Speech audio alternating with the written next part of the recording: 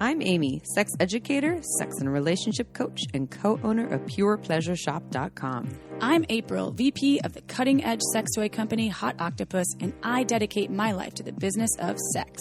We are on a mission to teach you how to have hot sex, deep intimacy, and how to make your own rules for who you are as a sexual being. Welcome to the Shameless Sex Revolution. Don't forget to head on over to our website at shamelesssex.com for more. And for 15% off of some of our favorite sex toys, use coupon code SHAMELESSPP in all caps at purepleasureshop.com. You are listening to a pleasure podcast. For more from our sex podcast collective, visit pleasurepodcasts.com. Well, hello, everyone. Hi, everybody. Welcome to the Shameless Sex podcast. Today is hot as bowls. This podcast brought to you by Bowls. April just told me not to say balls. Only because Legend's obsessed with balls. I was like, April, when we were testing, we have to test the sound before we start the podcast. And I asked April if she likes big bowls, like if she gets more attracted. Well, I said testing testicles, and then you're like, balls. What do you think about balls? But like, if you see someone who has big, huge balls, is it extremely attractive to you? I've never really seen huge balls. All right, so we're taking photos of big, huge balls to see. I've only heard stories, and I like them. Big bowls? Big balls. I like bowls. I'm a big fan of bowls. Yeah, I like them. Okay. Anyways, I like 1, 2, 3 balls. You like 3 balls? Sure. Have you been with someone with 3 balls? No. What about a 1 ball? Yes. Yeah, you have? When? Do I know them? No, he's from New Hampshire. Did he go by Teddy One Ball? No, he actually didn't, and I feel like he was ashamed of it, and so. But I was never hard. I was like, that's okay. I was never hard on him about it. I thought it was really beautiful that he shared with me. Oh, you never saw the ball? No, I saw the ball, did? Okay. but I thought before we ever hooked up, he told me about that he had testicular cancer when he was really young. Oh, wow.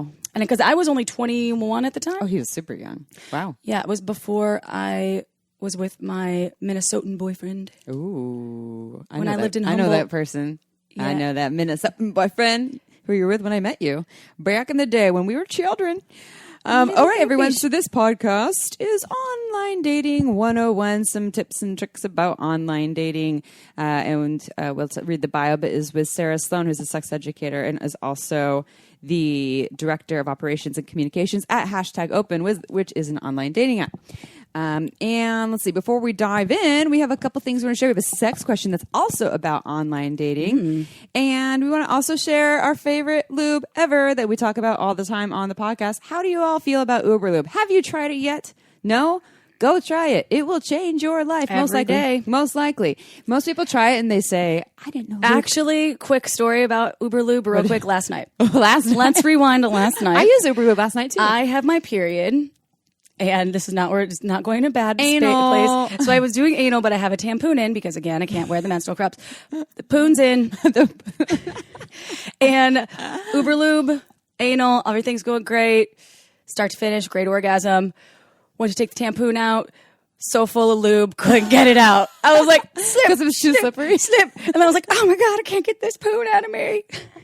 I love that you call it a poon. It's like a harpoon. It's a harpoon. Oh It's poon in your This is vagina. why I use a menstrual cup. Exactly. So I don't harpoon my pussy. Yeah. So good news is I got it out. And great news is Uber Lube is great for all kinds of sex. For lubing up your poon string. I used it last night for some anal, but I also love it for vaginal. We both had anal last High night. five. Yeah, it's analogous. It's analogous. That's what my Yeah. partner said. He's like, it is analogous. Well, I have a do not fly zone right now in the vagina because I have painful sex if I have my period because my cervix drops down, so I can't do it. And sometimes it's too intense for anal, just the way it is. But it was fine. I had to go very slowly into it, but it was totally great and amazing. Slow is great for all anal.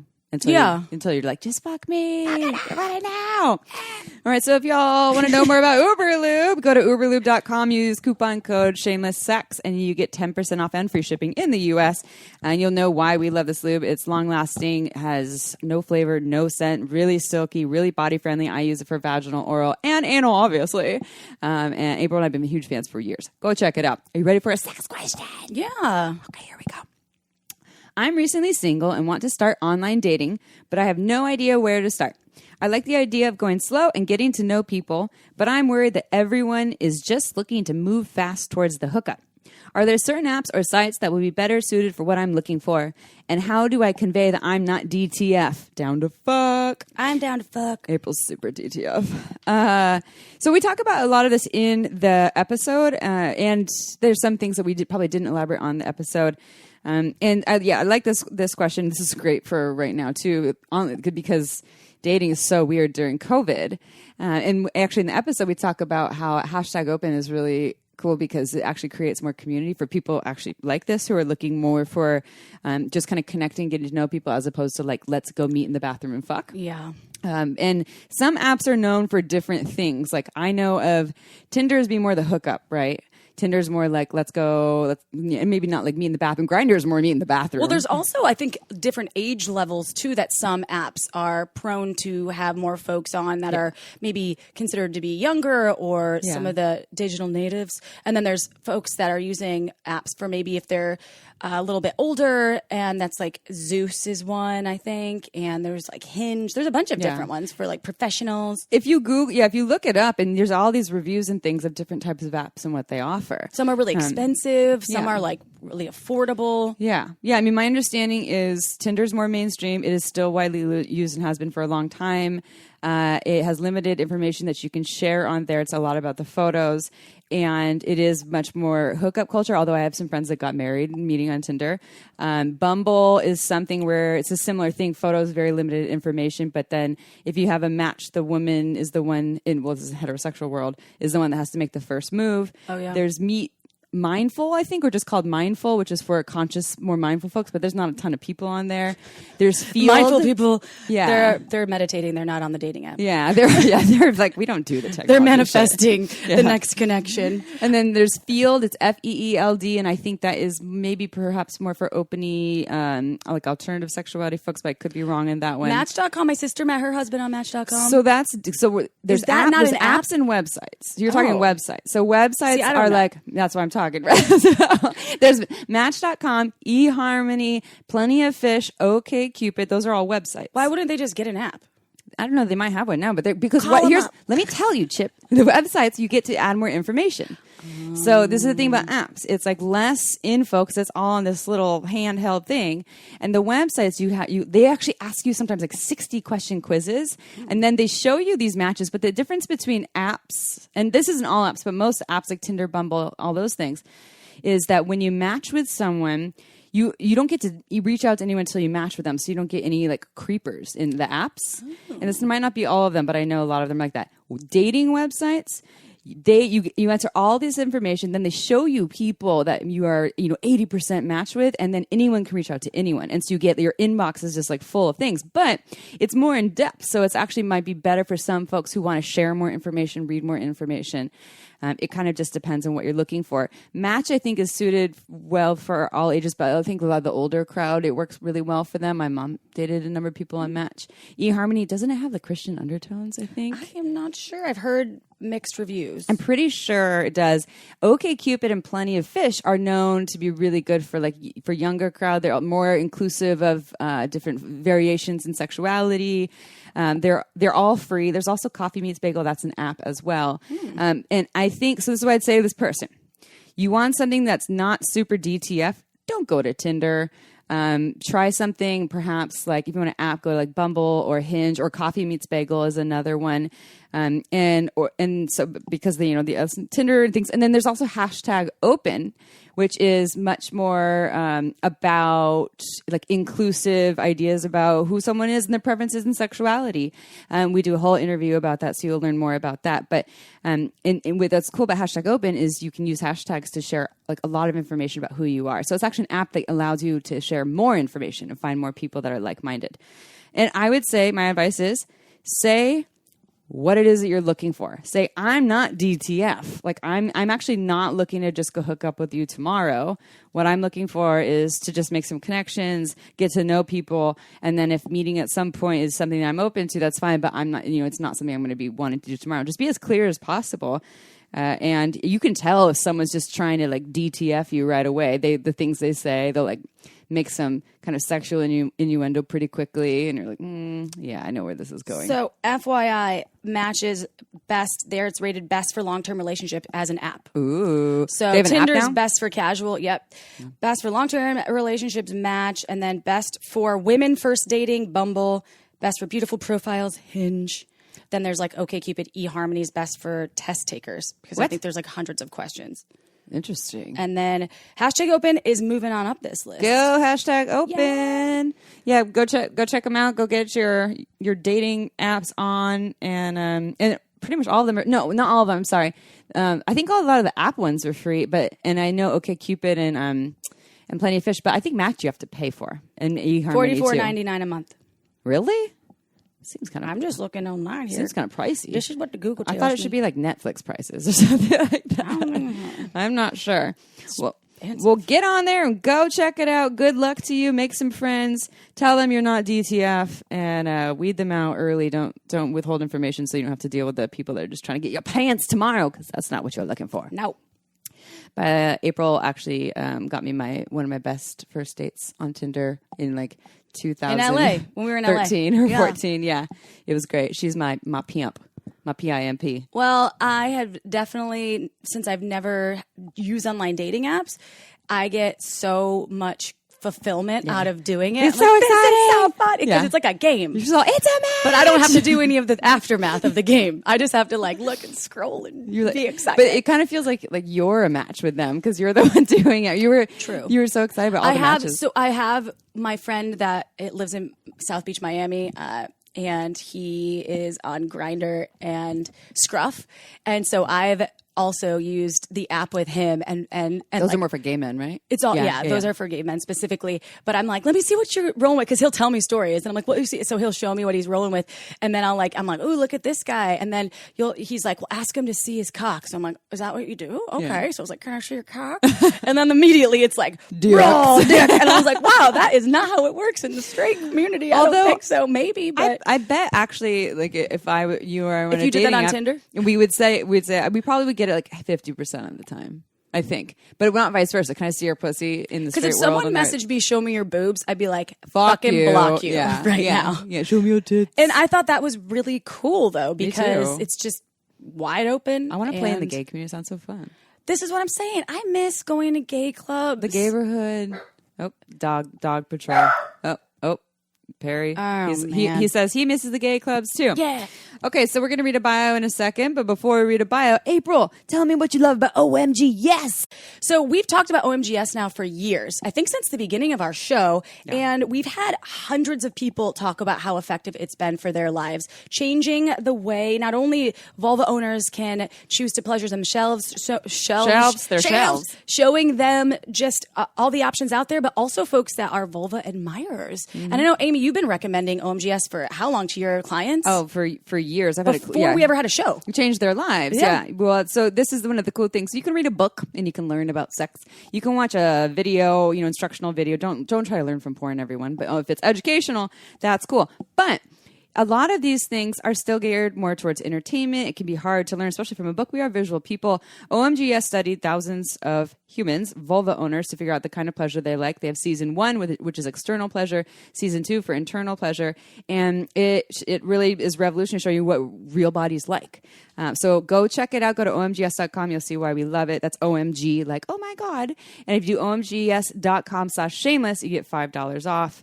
Go check And it out. it's Go at learn one some time, things. you pay one time, You watch and then unlimited you can, times. Yes, Yeah. and they're short videos, Yeah. and they're super beautifully And the done. modules, we can practice on an actual Yeah. vulva, the strokes. It actually is really fun to do that because it's I great. love the interactive piece. She's like, yes, that feels good. Yeah. Ouch. Too fast. I think I've heard her say ouch before. Oh, I haven't. Wow. I was getting a little crazy intentionally. Yeah. I'm sorry, not consensual.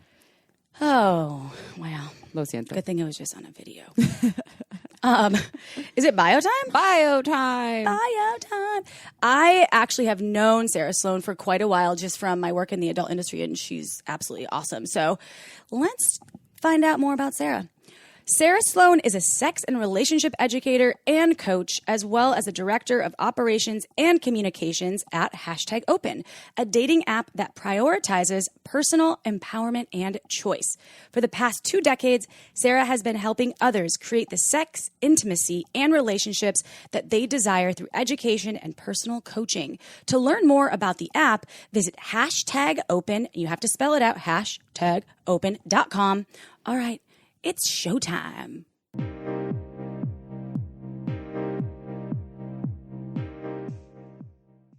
All right, everyone, it is episode time, and you just have me, Amy, your beloved sex educator friend. April is not with us today, but she is with us in spirit, and we are here to talk about online dating 101, as you have heard in the bio. And without further ado, let's just dive on in. We are here with Sarah Sloane, who is a writer, sex educator, sex and relationship coach, and the director of communications and operations at #Open, which is an online dating app. So, Sarah, let's start with this same question we asked all of our speakers. How did you get to where you are today in the field of human sexuality, especially working for #Open? Yeah. So I have been doing sex education, specifically focusing initially on kink and ethical non-monogamy communities since 99 or 2000. And it has been my passion. It's having those conversations so that people can find themselves and be affirmed that they're a good enough person and they're whole and they're perfect just the way that they are. It kind of started I like to tell people that my first exposure to any kind of sex ed was finding a copy of Our Bodies, Ourselves back in 1982 when I was a teenager, and starting to kind of put together, oh, there's a name for this thing. There's a name for masturbation. There's a name for bisexuality. Like the word dyke that was the first time I saw it, and immediately was like, I'm not so alone. And, kind of growing up in the South when I did, there's a lot of sexual repression and gender roles that I dealt with. But as I was kind of coming into my late 20s and realizing, okay, what is it that I'm really about? It came back to understanding that my sexuality did not make me wrong. It was embracing the sexuality that made it right. And so ever since then, I've been really jamming on helping people to figure out what that looks like for them and watching those light bulb moments go off. And I've been really fortunate to work in the adult industry in lots of different ways over the past 15 years. And currently, I'm really thrilled to be taking the head of communications and operations for a dating app called #Open, because it kind of gels all of that conversation about sexual empowerment and pleasure and connecting people with resources, and also making it okay for people to say hey, I really want to hey, I'm DTF, or I'm just looking for a BFF, and creating a space that really embraces all of those things. And so it's kind of like walking the path that I've been on for 20 years to be able to work to benefit everybody in their own explorations. And we are before the epidemic, we were already in the era of online dating, and now we really are in the era of it. And I like the idea that, and we'll talk more about #Open later on the podcast, but I like the idea that it creates more of a community as opposed to just trying to find someone to have sex with tomorrow, because a lot of people aren't feeling safe to have sex with someone tomorrow. So that connection piece is a big thing. So I want to ask you a little bit about dating apps in general. And so say someone's brand spanking new and they're like, I want to get into the online dating game. I've never done this before. What should they know about when choosing a dating app or platform? What do they need to know? What are the differences? What should they look for? So it is really important, I think, before we walk into any situation where we're talking about our own sexuality or our desires, our relationship structures that we want, is to spend a couple of minutes and think about what is it that we want to get out of it. So if you're literally looking for somebody who's DTF, you're going to find an app that will do that. If you're looking for the long-term monogamous relationship where you're going to end up kind of doing that 2.4 kids in the suburbs, there are dating apps that are really well crafted for that. The first part of it is figuring out what is it that I'm actually looking for from online dating or from using a dating app. And with that information, ask people that if they've used them. Particularly if it's your friends who know you really well, kind of say like, hey, I heard you were on that one dating website. Like, what was your experience with it? Do you think it would be a good fit for me? If you don't have friends that have been on dating platforms before, that you're kind of like flying blind, the really cool thing is that so many people have done great reviews of what's out there for online dating. Look at the different apps that are out there. Like we know, like there are the big ones. Match Group owns a ton of them. So like there's the ones that everybody knows the name of. I would actually say that if everybody knows the name of it, then the chances are that it may not be really well focused for what you're looking for. So think about it and really own what it is that you want. Whether that is a relationship that is going to be a straight relationship, or if you're looking to experiment with same-sex or same-gender attraction, like own it up front. There is no harm and no foul in you looking for the solution for your dating experience rather than trying to cram yourself into a one-size-fits-all kind of an app. And there's apps and there's websites, right? So we have the apps that you download onto your phone, and then there's websites like Plenty of Fish and all of those things. I don't know if they have apps out too. And so correct me if I'm wrong. Do you know more about this? So are the websites more in depth in all the information that they gather? It's like a long kind of interviewing process of questions, and then the apps are a little more easy to use user friendly. I think that's one way of looking at it. I think that you can, for a lot of apps, you can actually be really, really explicit in all of the details you've got. I think that one of the things that we know is that particularly for younger demographics, and by younger, I'll say like 40 and under, apps far outweigh websites in terms of the attraction. And so, if you're looking for in the 20 to 30 range, looking at websites it's just a kind of a dated way of doing it. So a lot of the places that have had websites through the years, some of those websites still exist. A lot of them have moved over to apps. I think the nice thing about an app is that it allows you to be able to dive in and kind of choose your own level. You can kind of just go through and browse, or you can go through and really read profiles. You can do lots of different kinds of things on the app. I think it's honestly, my read of it is that that's where the industry is going for lots of really good reasons. So the one thing that I was unaware of is the issue with safety and discretion. I think is really interesting. And we had talked about this before the show, that #open is actually really careful about privacy and with people's information. I didn't even know that other dating apps might actually share your information. Can you talk a little more about that, how that works? Yeah, if you think about websites like Facebook or websites like, like anything to do with Google, one of the things that they're doing is they're leveraging your data because that data is really valuable.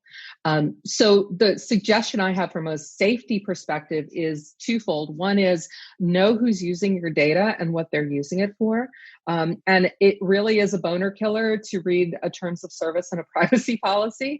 But it's really important that you feel like you understand in what circumstances anybody is going to use your data.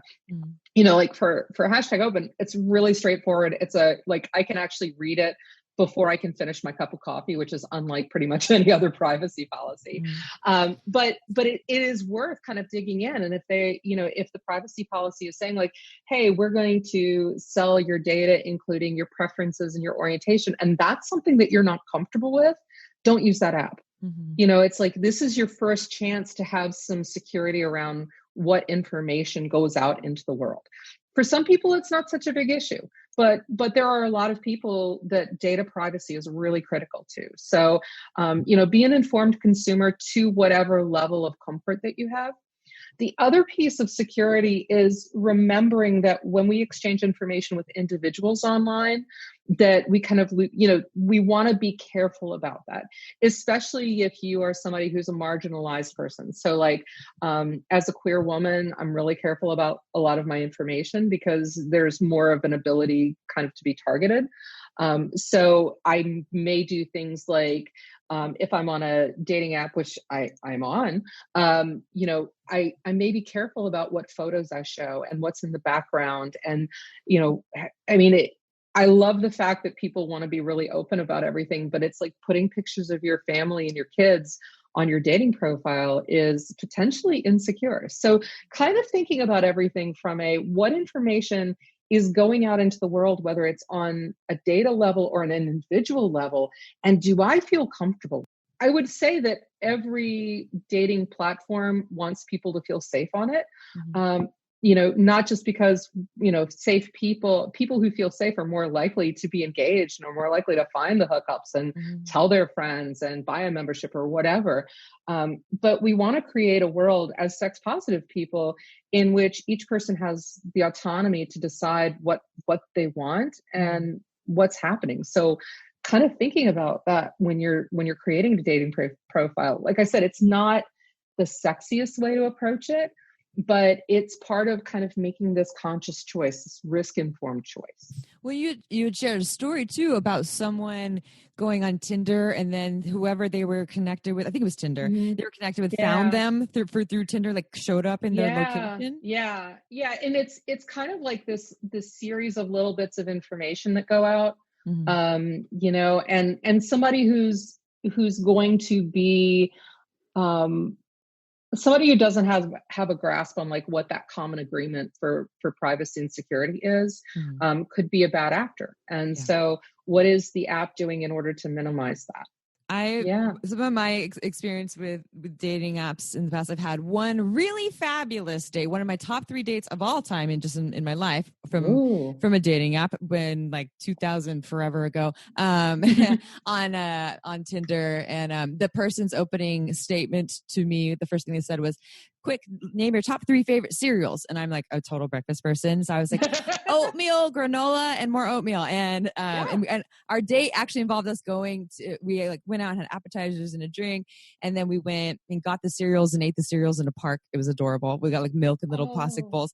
And then I've had one of my worst dates of all time, also from a dating app. That one was on Bumble. And I'm not going to say it's Bumble's fault, but what I learned from that also, we'll talk about how to create a good dating profile, but I didn't go have a lot of conversation with this person. It was just like through the dating app, had a little bit of conversation, didn't really gauge their energy. And I'm a very energetic person. Then when we actually met up in person, the tone of their voice, their demeanor, there's just all that, it just didn't resonate with me. And from that I learned, I was like, I think there's these, for me personally, different levels, like, message through the dating app to get to know them, gauge if there's a connection, one, like a strong connection, and 2, if it's safe. And if it feels like both of those things, then you can take it to a next level where you're sharing a voice communication or a video communication to gauge more energy. And then you could do a public meeting place. Again, this is just for me in terms of safety, one, and just not taking the risk of just meeting someone where I just don't jive with. But so what about that part too with the safety thing? So the messaging part that's where people are like, a lot of people don't know how to do it. They're like, what do I say? Like, how do I even open up that conversation to someone in there? Oh my God. Yeah. It is, I want to go back to something that you said though, because you were talking about, you want to take your time and gauge whether there's enough connection there. And I think that this is kind of a cool thing about what we can take from the pandemic, right? It's kind of slowing down what for a lot of people is this very like meet up tonight kind of a, and I remember seeing an app that literally is like, you sign up for this if you want to hook up with somebody tonight. Like that's the whole thing. But we've kind of have this space now. We have this space where we're all kind of aware of, hey, the things that I could normally do a year ago, I can't do them now. So maybe slowing down is not a bad thing. And I'm a big fan of like the talk and the tease, and like I've had great experiences online with dating on websites and dating apps. I've actually met some people in some cases who are still very close friends of mine. I've dated some people who've ended up being long-term friends. I've had amazing relationships start with that. But it was because I know myself well enough to know that I need to know that there's a connection that's worth exploring before I leave my house. Mm-hmm. And every time I've done that, I've had a good experience, whether it hasn't all been like, oh man, I want to bang you right now. But some of it is like, oh yeah, this was totally worth coming out and having a glass of wine and chatting with you. This podcast was made possible by Sakara. Have you ever had a mouthgasm? You know, the kind of bliss you get when you taste something absolutely delicious and nutritious? We've been having all kinds of mouthgasms with Sakara. Sakara delivers clean, absolutely delicious meals directly to you to make your life easier while giving you the nutrients you need. Last week's jackfruit mushroom carnitas tacos with chili lime sauce had me so much. You would have thought I was in the bedroom. Yep, it's that good. Sakara's organic, ready-to-eat meals are made with powerful plant-based ingredients designed to boost your energy, improve your digestion, and get your skin shining. They customize the menu just for you, and it changes weekly so you'll never get bored. Make life easy and decadent with Sakara. And right now, Sakara is offering our listeners 20% off their first order when they go to sakara.com/shameless or enter code shameless at checkout. That's Sakara, SAKARA.com/shameless to get 20% off your first order. Again, that's sakara.com/shameless. Don't wait another minute. Go check it out. This podcast was also brought to you by Dipsy. You all know we are huge fans of erotic self-care.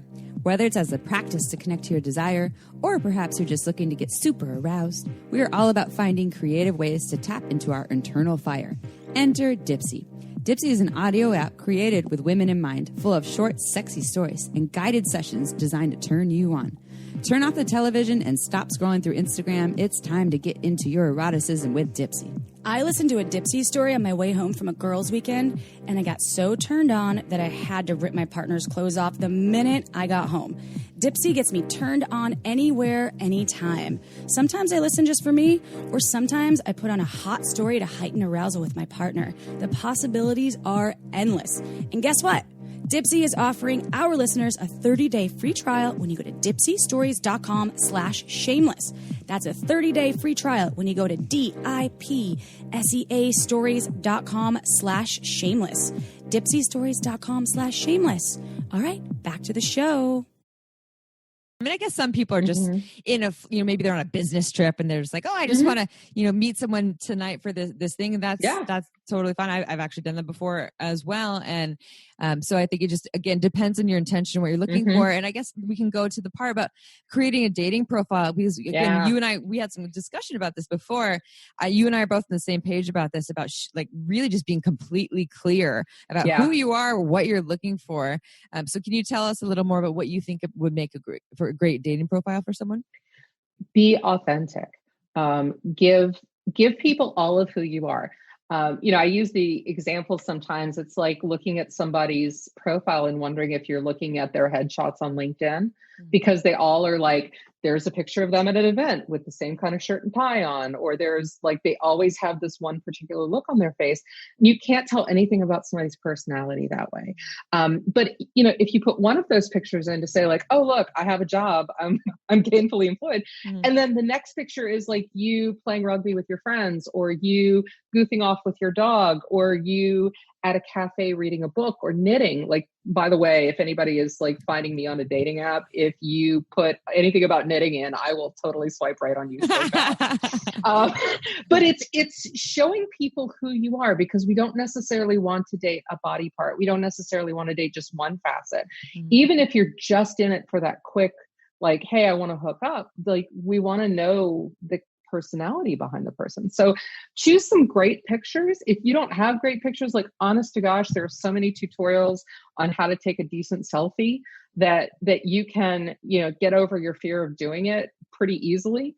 But getting into the profile creation, tell people who you are. Find a thing that speaks to who you are. I love the thing that you said about the cereal, because the immediate read I would get off of it if I saw something like that is, oh, this is a person who's not taking the world super seriously. And as somebody who really needs a sense of humor in a potential partner, that would actually draw my attention really quickly. Ask your friends what they think about you. Say like, what do you think my best quality is? What do you think that I should lead with? reach out to the people that you rely on. If you do what I do and you're ethically non-monogamous, I take my sweetie's pictures for his dating app profile, because I see him I see him with a rosy glow because I care about him. I can tell him, oh baby, no, you need to play up the fact that you're a gamer, because like the people that are really going to be into that are the ones you want to match up with. And be honest about what you're looking for. If you're looking for a hookup, don't say like, oh, I'm looking for somebody to make a lot of relationship stuff with. It's like, just say, I'm here for hooking up. I think a lot of times people will feel like that if they're really not super specific in a dating profile, they get more attention. So they'll say things like, I'm just looking for fun and I want laid back lifestyle. And it's like, well, who doesn't? Like nobody's like, right. It's like, I think your definition of fun needs to be clarified.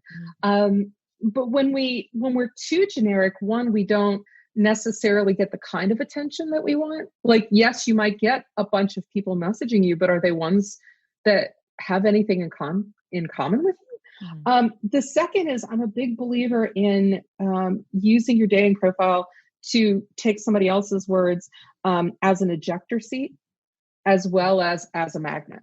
So you want to pull in the people who really have something in common with you, but you want to get rid of all of the extra people. Like for a lot of folks, the first time that they go on a dating app, it's like walking through a supermarket when you've only had a small town grocery store your entire life. There are now 50 different kinds of vegetables, whereas you had like 6 before. So use the dating profile to show yourself in a way that gets the people that you really want to connect with, even if it sounds kind of dorky, or if you're not even sure.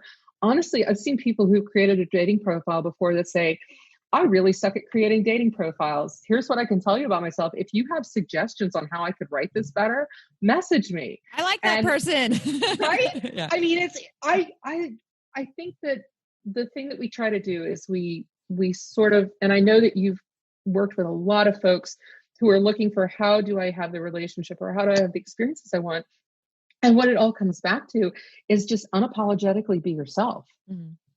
Because then you're going to bring those things to you. People will go like, oh, I like cereal. Oh, I like somebody with a sense of humor. Oh, I like somebody who's vulnerable enough to say, I suck at dating profiles. Those are all things that would appeal to me, and you're more likely to get what you're looking for. Yeah, and then you don't have to deal with hanging out with people or spending time with people that you really don't jive with. And I mean, why? I think a lot of dating in general, a lot of people are putting on this front and not being authentic and hiding parts of themselves. When later, if you continue to date that person, they are going to come out, everyone. So why not share it from the start? I mean, maybe it's not everything, maybe not from day one you're sharing, every little detail about your life, your hopes and your dreams and all those things. And so maybe there's some things that you're sharing, but my favorite story is when I told somebody that I wasn't interested in meeting that night, and they said, oh, well, that's the way I get to know people. And I said, I'm an introvert who's perfectly content with my life. I need to know that putting on pants and leaving my house to get together with you is going to be better than me sitting at home by myself. Yeah. And it was, that totally took them off back or took them off guard, because they were like, what? And I was like, no, I don't want to go somewhere if I've got to sit there and be bored. Yeah. Did you meet them or no? No, of course not. Yeah. It wasn't a good fit. It wasn't a good fit. Yeah. Exactly. Yeah, you can tell. I've had friends that actually, I had one guy friend. He had been single for like 10 years, was ready to date. Finally decided he was going to try doing the online dating thing. He did one of the dating websites, so not a dating app. And he started to create his own content in there, and you could put so much information there, and he just put like 2 sentences, and what would come up I was like, really, that's all you put? He's like, I don't know. I feel full of myself talking about myself, and I don't know what to say. And I think a lot of people run into that obstacle. So what I did as his friend, and I'm also of the gender of someone that he might be interested in, I went on there and I wrote it from this perspective of someone who knows him well, and also from what I would like to hear, but it was authentic. And I put some heartfelt stuff in there, like, saying that he's a vulnerable being who's not afraid to show his emotions, or not afraid to cry, things like that. And the first person that he actually went on a date with via that profile said, I really loved your profile. And he's like, well, I have to tell you, my friend wrote it, but it's still true. But my friend wrote it for me, and he said my name, and she is like, oh, I have actually taken one of her workshops before. So, so I was like, small world. But I mean, I live in Santa Cruz too, so it's a bubble. But what I will say too, I like what you said. Ask a friend. You can also ask a friend. So write something about me in the way that I might not be able to write about myself. Like what you actually think about me in my own words. I think can be helpful. Or if you're not getting a lot of hits on your dating profile, to have someone else look at it and check it out. Again, like someone else is of the something that you might be interested in. They can check it out and say, okay, yeah, maybe you have too many photos of you're not showing your eyes. You're wearing sunglasses in every photo, or you're not showing like your personality. It's just like your face. Like, what are you into? So don't be afraid to ask for support and help. We do that with some of the folks in app. They will message the support team and they'll say like, hey, I'm not getting any matches. Would you give me some suggestions? And so like a couple of us on the team will go look at the profile and kind of be like, hey, we really love this one place. Like totally don't lose that. I think that, and a lot of times it's people aren't telling us enough about what they're interested in.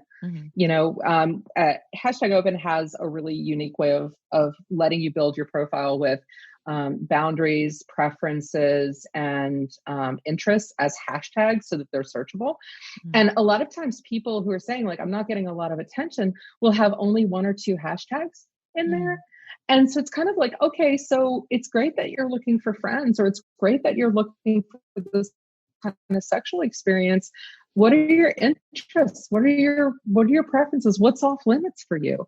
The more of that information that you include in there, the better an option there is. But so, I think even as people who work at the app, we're kind of like, oh yeah, we want to help you. Yeah. But I love having somebody else who, doesn't, in this business, we have to write our own bios periodically. And the biggest thing that I do with my friends and my clients is I write their bios because being the person who has to tell other people why they should talk to you or why they should hire you is really, really hard.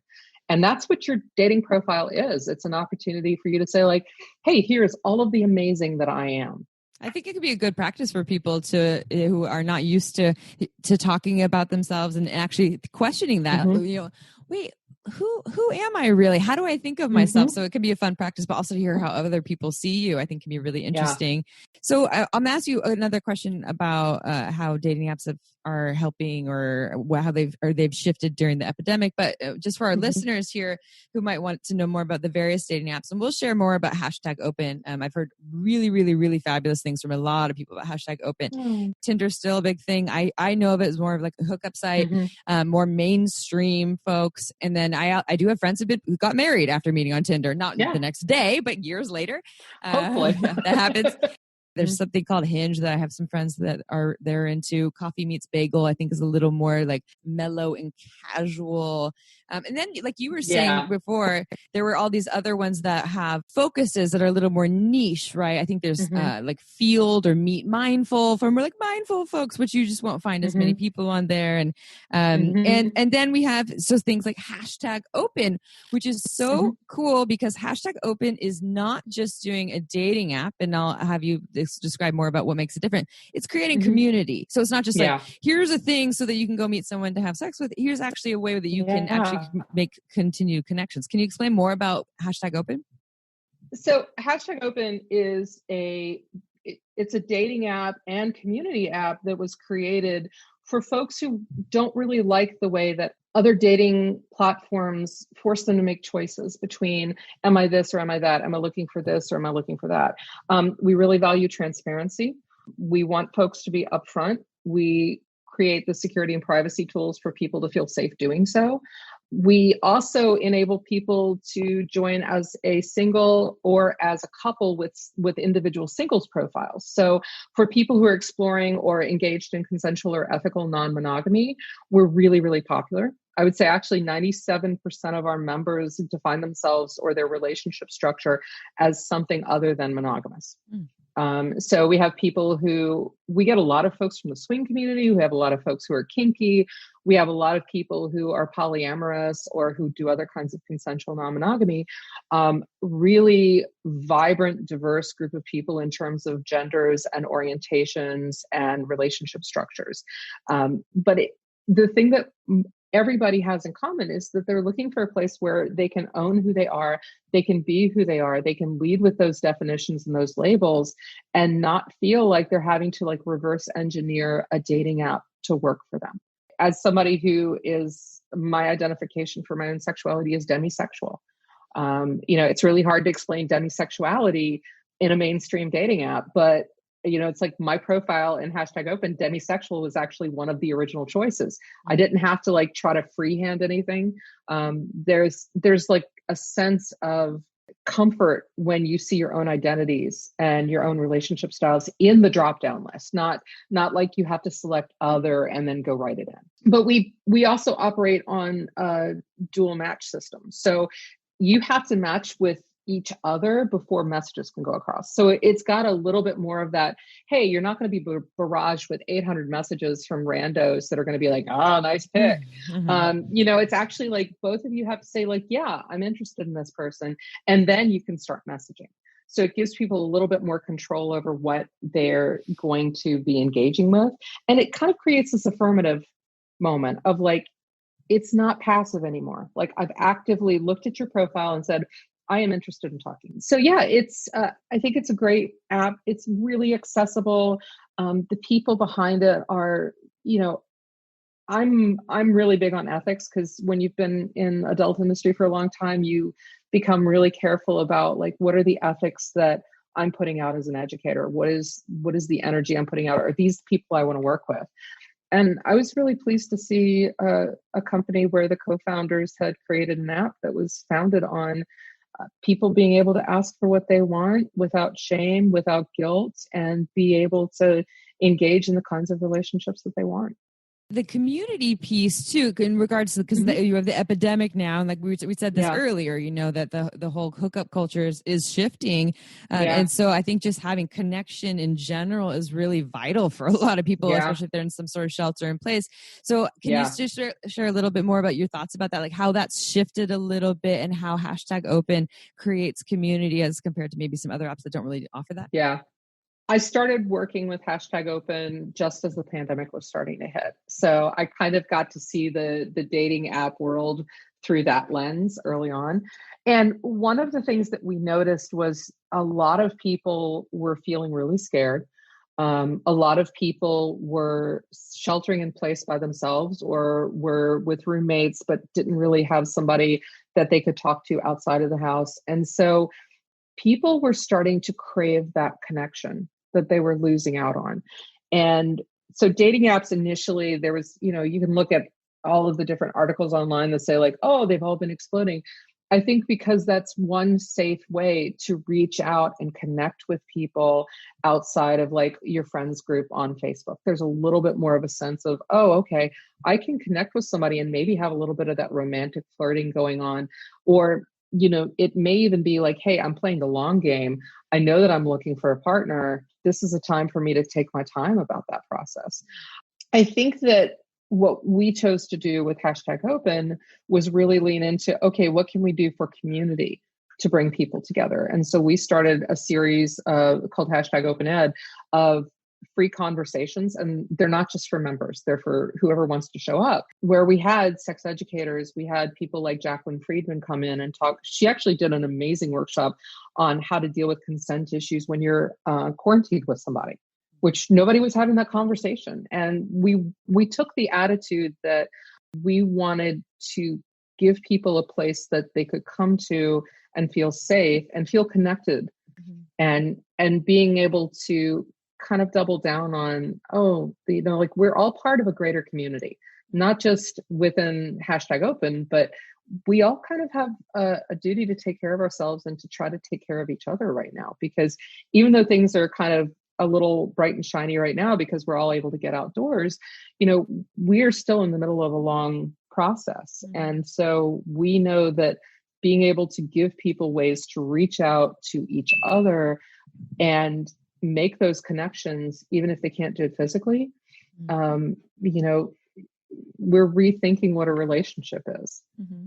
Yeah. And I think that a lot of the other dating apps might not really offer that part. If you're on Tinder and you're like, just looking to have a connection and make a new friend, it's just not really, there's not a community feel there. It's just kind of like a quick swiping community. And if that's what someone's looking for, then great. But it's nice to see that there's something that is more empowering, more inclusive, more community based.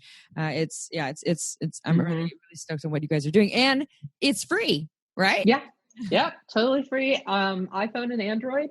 You can go to our website. You can look for us in the app stores.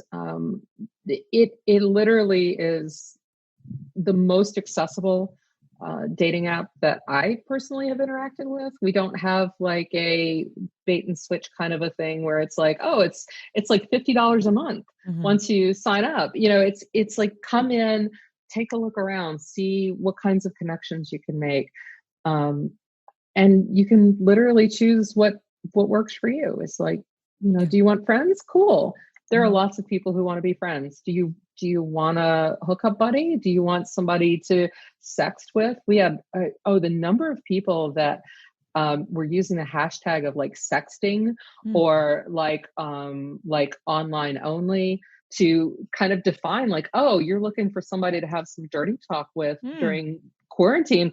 Awesome. And we had folks that were using those and still are. To be able to find like, oh, I'm really not looking for somebody who's going to pressure me to hook up tonight, but man, I would love some dirty talk. There's empowerment in speaking our boundaries in the practice of having to do it.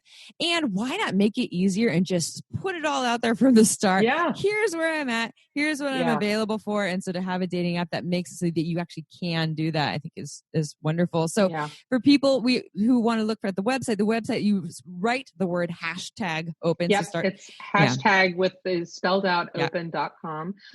You can also find us, like we've done a really good job of getting our name everywhere. So any social media platform, you can find us at the same word, hashtag open. And that links back to everything. Our listing of our current workshops and events is on our website with a calendar. We also keep videos of all of the previous ones. So we actually got really excited because Jet Setting Jasmine and King Noir, who did an amazing workshop for us on ethical consumption of porn. So we've literally had like a lot of everything. And there's just some great content there too. So people can kind of like dive in a little bit and get a sense for what the community energy is like. Yeah. More sex education for everyone and more community. People are so starved for a community, especially right now. So wonderful. Well, thank you so much, Sarah, for sharing all this awesome information. And to our listeners, well, April, we love you. And to our listeners, we love you so, so, so much. And as April would say, she'd say, are you drinking wine right now? Well, if you like wine, you should be drinking Margins wine. Go check out marginswine.com and you'll understand why we love this boutique wine. She's local here in Santa Cruz and a friend of ours. Ooh. And yes, boutique wine. And if you go to the show notes or to our website, there's a coupon code to get a discount on 3 or more bottles. So go check that out or sign up for her newsletter. She has limited releases. And what else did she say? Oh, we love 5-star reviews on iTunes. La, la, la, la. Go write us a review. And she would close with, ciao for now. Don't forget to head on over to our website at shamelesssex.com for more. And for 15% off of some of our favorite sex toys, use coupon code SHAMELESSPP in all caps at purepleasureshop.com.